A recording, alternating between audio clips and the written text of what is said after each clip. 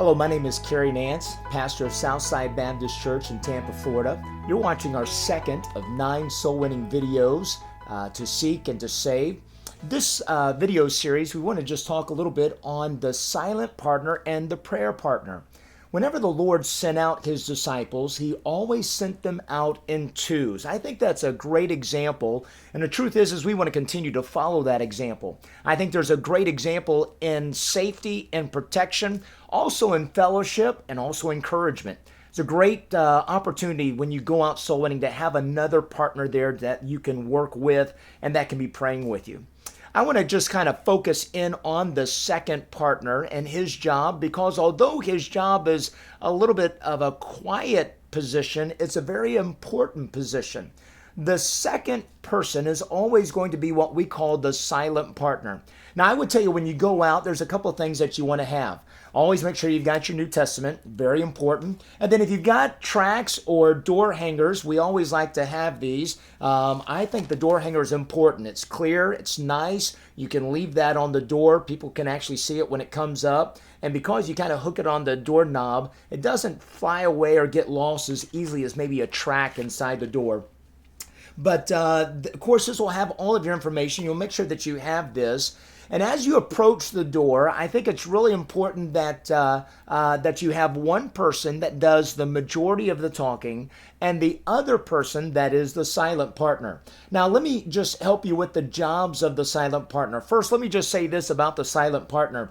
Please don't look stiff, or if I can say it this way, don't be a mannequin. You don't want to be rude or unpolite. When you approach the door, if they talk to you, say hello.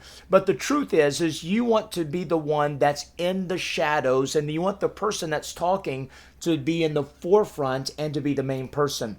So as you're standing there, remember this, that you want to look engaged, you want to look positive, you want to look pleasant there and smiling, engaged in the conversation. And as you're standing there, remember that you've got a key role, and your key role is to make sure that the gospel is presented without distractions.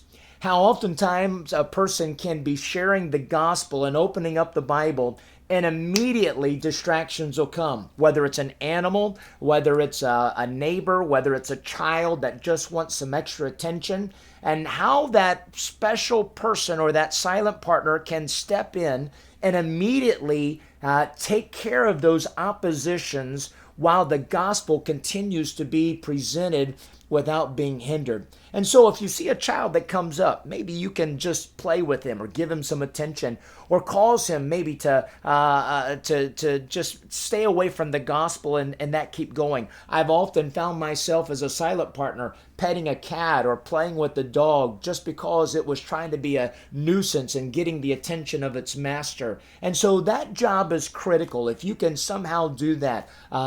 There's been times where I've been in the house and maybe there's another person that comes in and they're not really interested in the gospel, and all they want to do is maybe talk or play on a video game, or a teenager or something like that. If they're going to be a distraction, try to cut them off as best you can without being rude or without being invasive, but do that so that the gospel can be heard. Let me also say this, that although you want to present the gospel there and you want that to go through, remember that the silent partner doesn't want to override. And so you want to be in the background. If one is talking, it's going to be very difficult if you try to talk as well. If you try to overrun them or you try to jump in. So be cautious and be sensitive to the Lord as the gospel is being presented, that you know your place, and allow one person to be the focal point and be the speaker of the group. The second thing I would encourage you is this, is that as you're there, remember that you're the prayer partner. Not only the silent partner, but the prayer partner. How vital it is that we be people of prayer.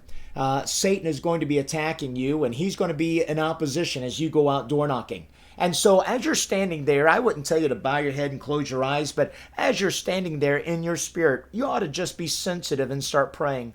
I've often been the silent partner, and I'll just say, Lord, would you help this person to have understanding? Lord, would you keep the devil away and keep distractions away? Lord, would you allow them to listen and pay attention? Lord, would you open their heart and would you help them to understand the verses that my partner is sharing with them? And while you're standing there, don't be lost, don't be disengaged, but make sure that you're praying and that spiritual warfare is present and you are able to engage in that opportunity by being a prayer partner. So let me encourage you as you go out and you're going soul winning and you're that silent partner, don't underestimate how important that job is. You be the silent partner, you take care of distractions, and you make sure that you're praying. And I pray that God will give you great fruit as you go out and reach the lost for Christ. God bless you.